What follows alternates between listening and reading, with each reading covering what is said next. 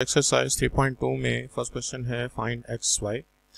तो जब हम दो मैट्रिसेस जो कि हमको गिवन होंगे उनके कॉरस्पॉन्डिंग एलिमेंट्स को कंपेयर करेंगे तो उससे हमको एक्स और वाई की वैल्यू मिल जाएगी। जैसे यहाँ पे एक्स को 2 के साथ कंपेयर करें तो एक्स की वैल्यू 2 और 9 को वाई के साथ कंपेयर करें तो वाई की वैल्यू 9। तो कॉरस्पॉन्डिंग एलिमेंट्स को कंपेयर करके हम एक्स और वाई की वैल्यू निकालेंगे। यहाँ पे एक्स जो है वो 0 को कंपेयर कर रहा है, लेकिन मसला ये है कि हमारे पास बाकी एलिमेंट्स जो हैं वो आपस में इक्वल नहीं है। जैसे कि 6 जो है वो 7 की इक्वल नहीं है, तो हमारे पास सारे कॉरस्पॉन्डिंग एलिमेंट्स का इक्वल होना जो कि नोन या अननोन है उनका बराबर होना ज़रूरी है। तो चूंकि 6 7 की इक्वल नहीं है, लिहाजा इसमें हम इक्वालिटी को जो है वो इस्टेब्लिश नहीं कर सकते।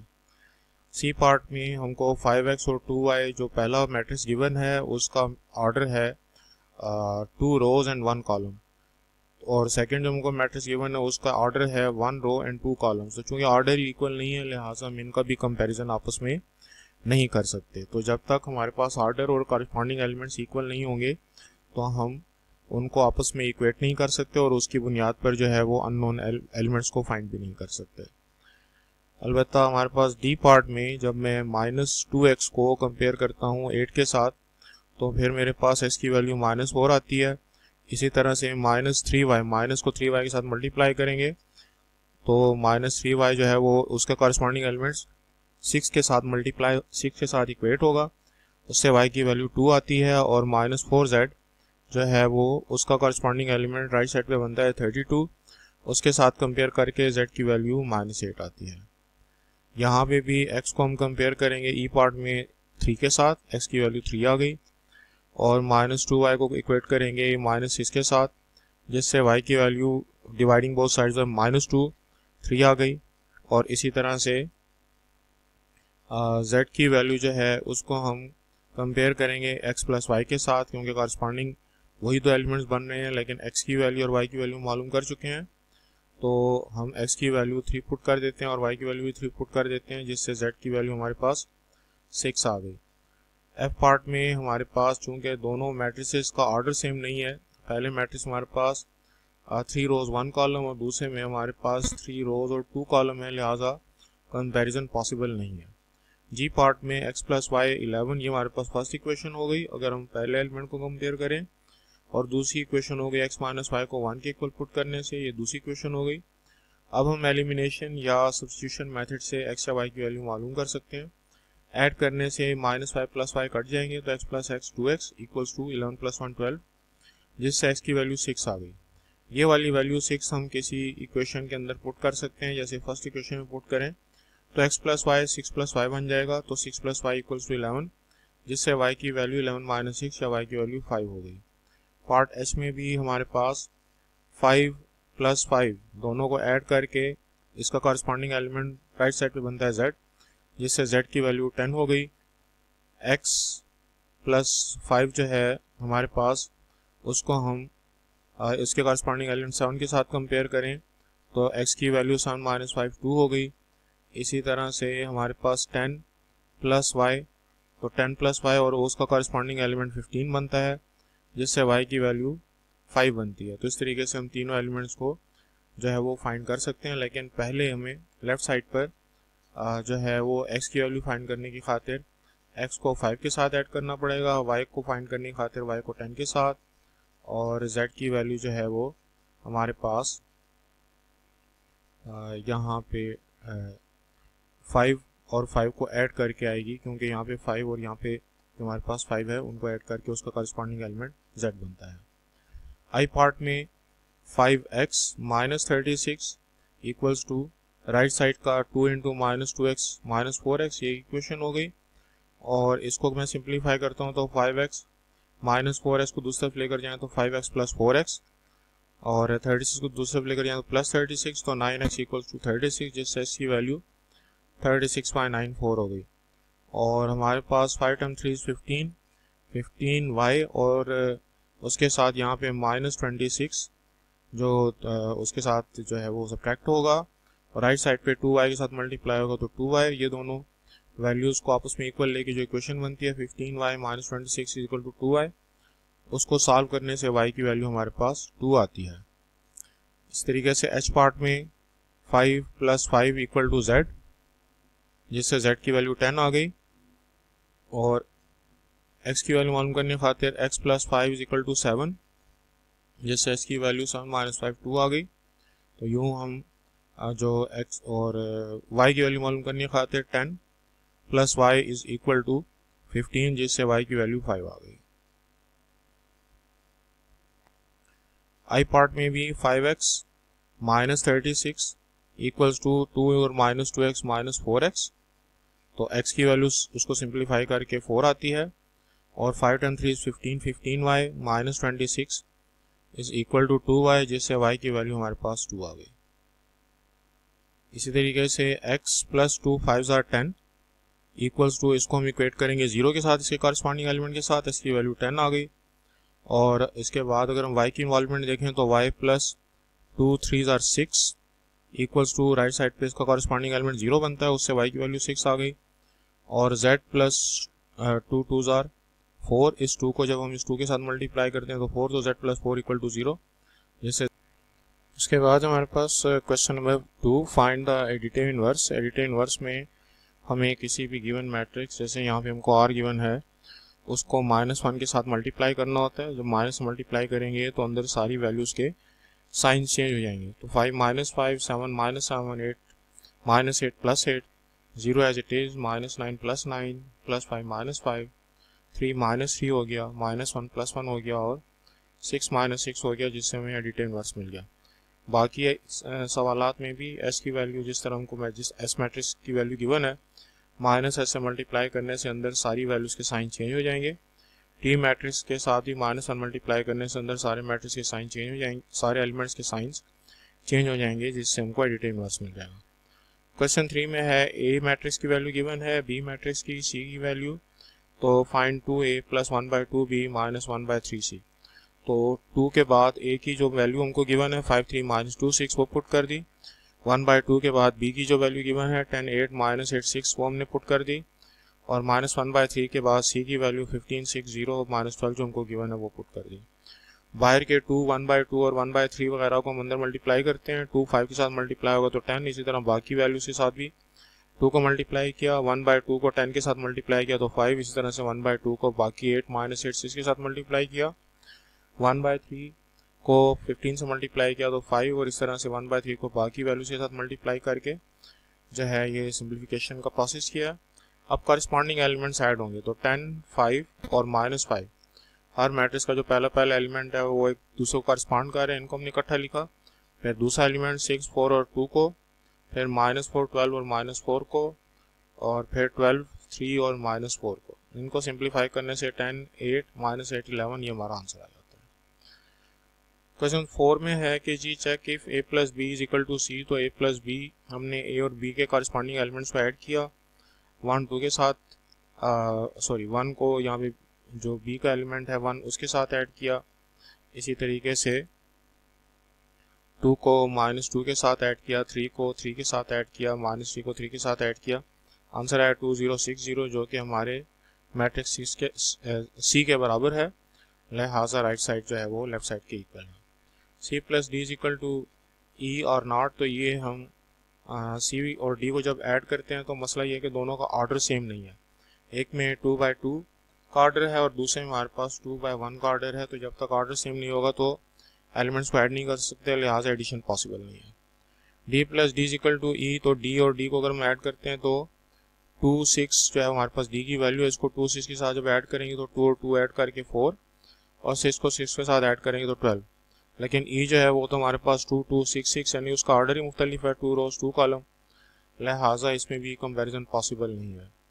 फोर्थ पार्ट में E minus D is equal to C, तो E में से D को जब माइनस करते हैं तो दोनों के ऑर्डर, हमारे पास दोनों मैट्रिक्स के ऑर्डर सेम नहीं है, लिहाजा ना एडिशन पॉसिबल है और ना ही सब्ट्रैक्शन, तो नॉट पॉसिबल, लिहाजा left side E minus D is not equal to सी।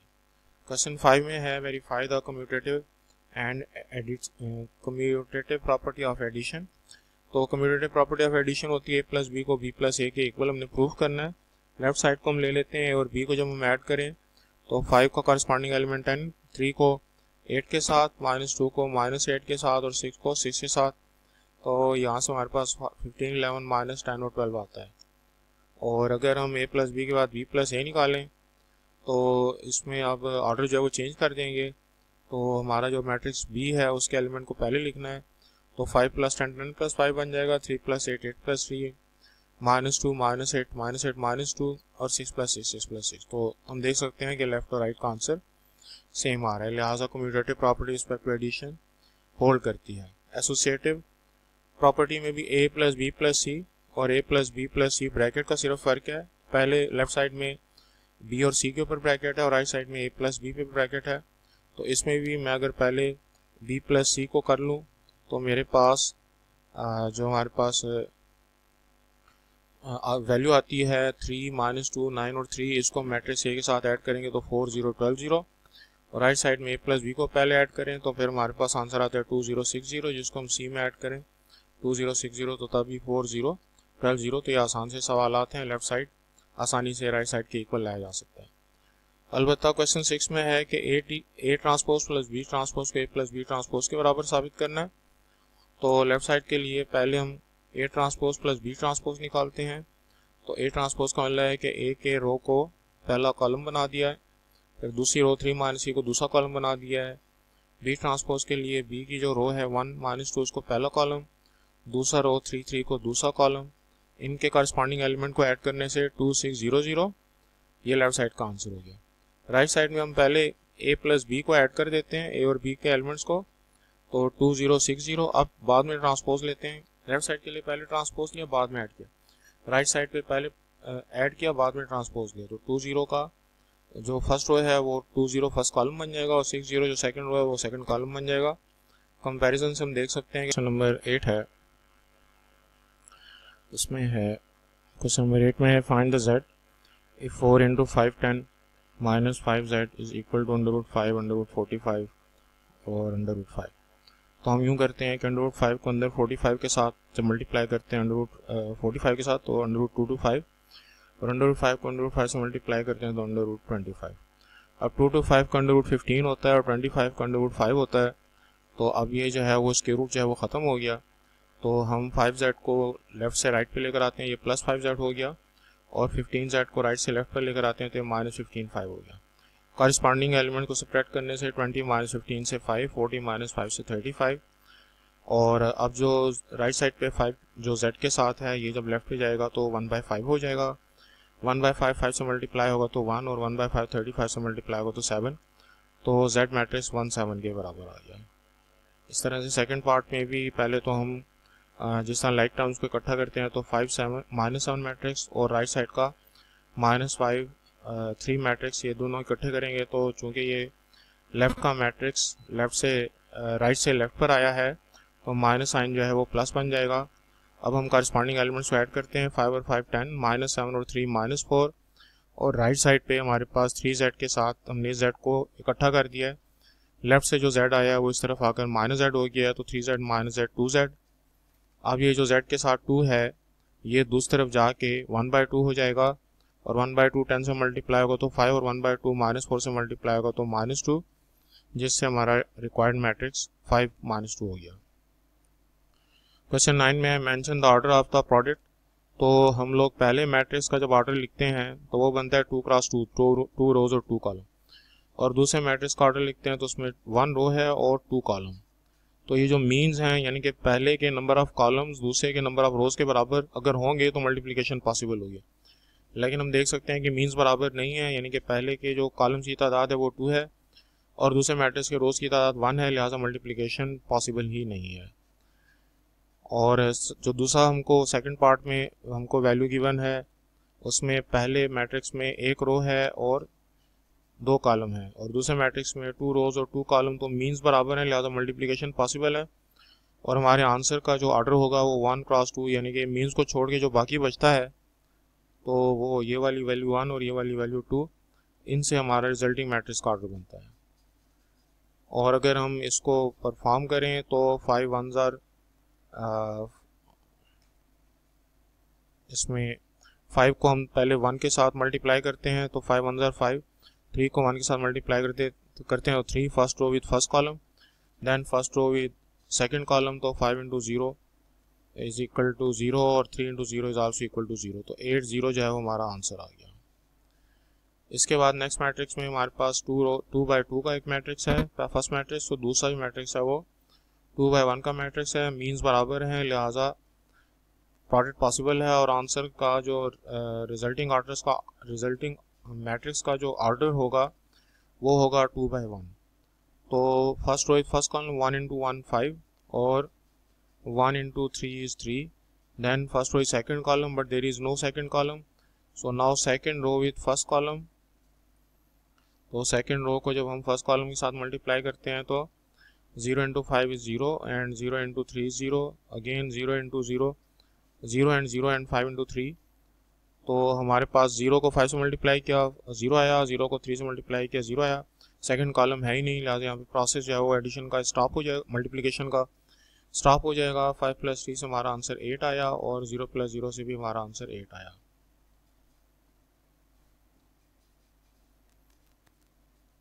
अच्छा, इसके बाद है जी हमारे पास दूसरा मैट्रिक्स जिसमें कि 5 3 और 0 0 1। तो चूँकि पहले मैट्रिक्स में ऑर्डर है 2 क्रॉस 1 और दूसरे मैट्रिक्स का ऑर्डर है 2 क्रॉस 2, तो मीन्स ही आपस में इक्वल नहीं है, मल्टीप्लिकेशन पॉसिबल नहीं है।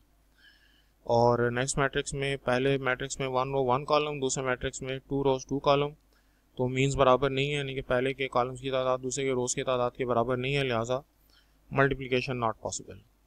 6 पार्ट में भी 2 बाई 2 का मैट्रिक्स है फर्स्ट और दूसरा है 1 बाई 1 का, तो पहले के कॉलम्स की तादाद दूसरे के रोज की तादाद यानी कि मीन्स बराबर नहीं है, नो मल्टीप्लिकेशन पॉसिबल। और 7th में फर्स्ट मैट्रिक्स का ऑर्डर है 2 रोज 1 कॉलम 2 बाई 1 और दूसरे मैट्रिक्स का ऑर्डर है 1 बाई 1। चूँकि मीन्स इक्वल है लिहाजा मल्टीप्लिकेशन पॉसिबल है। और रिजल्टिंग मैट्रिक्स में हमारे पास 2 रोज और 1 कॉलम, तो फर्स्ट रो को हम मल्टीप्लाई करते हैं फर्स्ट कॉलम के साथ 1 5 * 5। Now second row with first column 3 5 * 15, तो ये हमारा आंसर आ गया। और 8 पार्ट में भी हमारे पास पहले मैट्रिक्स का ऑर्डर है 1 बाई 1, एक रो एक कॉलम और दूसरे मैट्रिक्स का ऑर्डर है 2 रोज 1 कॉलम, मीन्स आपस में इक्वल नहीं है, लिहाजा मल्टीप्लिकेशन पॉसिबल नहीं है। 9 पार्ट में भी पहले मैट्रिक्स का ऑर्डर है 1 बाई 1, दूसरे का है 1 बाई 2, तो मैट्रिक्स के ऑर्डर में मीन्स बराबर है, मल्टीप्लिकेशन पॉसिबल है। रिजल्टिंग मैट्रिक्स का ऑर्डर 1 बाई 2 होगा, फर्स्ट रो सेकंड कॉलम 1 रो 2 कॉलम्स। तो हम पहले फर्स्ट रो को फर्स्ट कॉलम 5 9 * 45, फिर फर्स्ट रो सेकंड कॉलम 5 3 * 15, तो ये हमारा आंसर हो गया। 10 पार्ट में हमारे पास चूँकि फर्स्ट मैट्रिक्स का जो ऑर्डर है वो 1 बाई 2 है और दूसरे मैट्रिक्स का ऑर्डर है 1 बाई 1, तो चूँकि मीन्स इक्वल नहीं है लिहाजा मल्टीप्लिकेशन पॉसिबल नहीं है। और 11 पार्ट में फर्स्ट रो का ऑर्डर है 1 बाई 1, सेकंड का भी 1 बाई 1, मीन्स इक्वल है लिहाजा मल्टीप्लिकेशन पॉसिबल है। तो first row by first column 5 × 10 = 50 और रिजल्टिंग मैट्रिक्स का ऑर्डर भी 1 बाई 1 होगा। इसी तरीके से 12 पार्ट में पहले मैट्रिक्स का ऑर्डर है 1 बाई 2, दूसरे मैट्रिक्स का ऑर्डर है 2 बाई 1, तो इसके हिसाब से मीन्स चूँकि इक्वल हैं तो मल्टीप्लिकेशन तो पॉसिबल है। रिजल्टिंग का जो ऑर्डर होगा वो 1 बाई 1 होगा। फर्स्ट रो फर्स्ट कॉलम, तो 5 × -2 is -10 + 10 × 3 is 30, जिससे आंसर में 20 आ जाएगा। तो इस मैट्रिक्स का एक ही रो और एक ही कॉलम है। इस तरीके से 13 पार्ट में भी 2 बाई 1 और दूसरे मैट्रिक्स का ऑर्डर है 1 बाई 2, मीन्स इक्वल हैं, तो हमारे रिजल्टिंग मैट्रिक्स का ऑर्डर होगा 2 by 2, first row with first column 2 5 * 10, first row second column 2 10 * 20। और इसी तरीके से second row with first column 3 × 5 = 15 and second row with second column 3 10 * 30। ये हमारा जो इसमें आंसर आ गया। 14 पार्ट में भी 2 बाई 2 और 2 बाई 2 का हमारे पास मैट्रिक्स है। सेम मेथड जो कि हमने पीछे अप्लाई किया उससे हम इसका आंसर निकाल सकते हैं। 15 पार्ट में भी 2 बाई 2 का मैट्रिक्स है फर्स्ट और दूसरा है 1 बाई 2 का, तो चूँकि मीन्स इक्वल नहीं है लिहाजा मल्टीप्लिकेशन। इसके बाद हमारे पास क्वेश्चन नंबर 10 में है कि A 1 0 2 3 गिवन है, B 2 1 0 -3 गिवन है और हमको AB और BA को कंपेयर करना है, कम्यूटेटिव प्रॉपर्टी को चेक करना है कि वो इसमें जो है वो सेटिस्फाई होती है नहीं।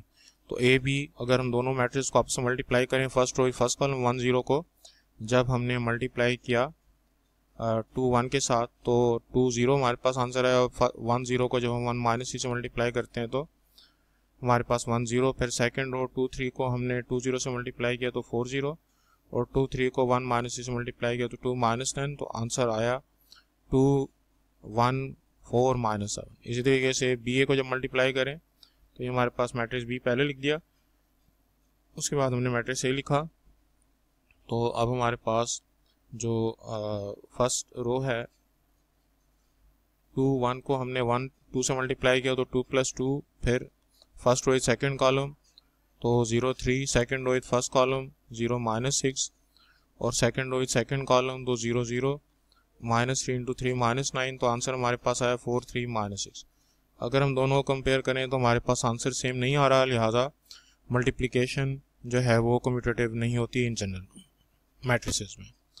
इस तरीके से ए सी और सी ए को भी हमने कंपेयर करना है।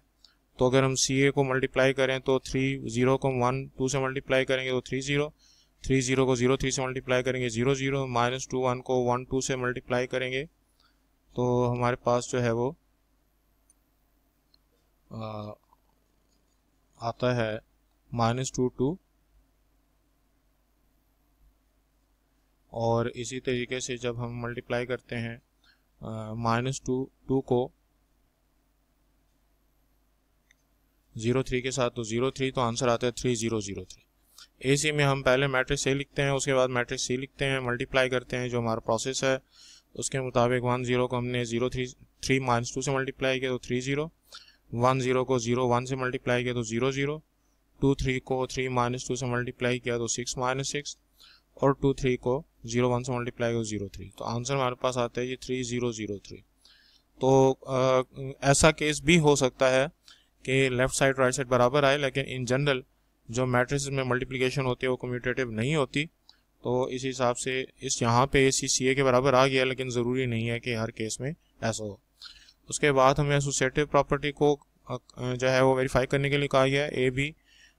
डिस्ट्रीब्यूटिव प्रॉपर्टी ऑफ मल्टीप्लिकेशन और एडिशन। तो a × b + c = ab + ac। तो हम चेक करते हैं a × b + c। सबसे पहले हम b और c को ऐड करेंगे तो 5 1 -2 और 5 1 -2 -2। इसको जब हम मैट्रिक्स ए से मल्टीप्लाई करते हैं तो 5 1 4 -4। राइट साइड पर ab + ac। तो पहले मैं a और b को मल्टीप्लाई करता हूँ, फिर a और c को मल्टीप्लाई करता हूँ। मल्टीप्लिकेशन का प्रोसेस हम जानते हैं, लिहाजा उसको मैं एक्सप्लेन नहीं कर रहा। तो इनके जो हमारे पास एलिमेंट्स बनते हैं उनको मल्टीप्लाई करके 5 1 4 -4 आ रहा है। तो लेफ़्ट साइड जो है वो राइट साइड के बराबर हमारे पास आ गई है। इस तरीके से फोर्थ पार्ट में हमारे पास a - b × c ac - bc के बराबर। तो पहले a और b में से a और b को एक दूसरे से माइनस कर लेते हैं। a - b से -1 -1 2 और 6 आ गया।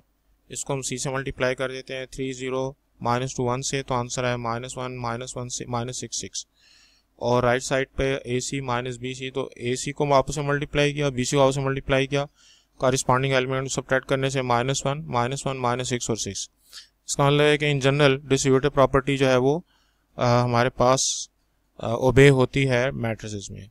फिफ्थ पार्ट में associative law of multiplication AB × C = A × BC के इक्वल हमने प्रूफ करना है। तो पहले हम ब्रैकेट वाली वैल्यूज A और B को आपस में मल्टीप्लाई कर देते हैं, जिससे कि हमारे पास आंसर आता है 2 1 4 -7। इसको हम C के साथ मल्टीप्लाई करें यानी कि 3 0 -2 1 के साथ, तो आंसर आता है 4 1 26 -7। और राइट साइड के लिए B और C को पहले मल्टीप्लाई करते हैं, बाद में उसको A से मल्टीप्लाई करते हैं, तो ये बनेगा 1 0 2 3, जिसको कि हमने BC का प्रोडक्ट जो है जो कि हमारे पास 4 1 6 -3 बनता है, से मल्टीप्लाई किया तो 4 1 26 -7।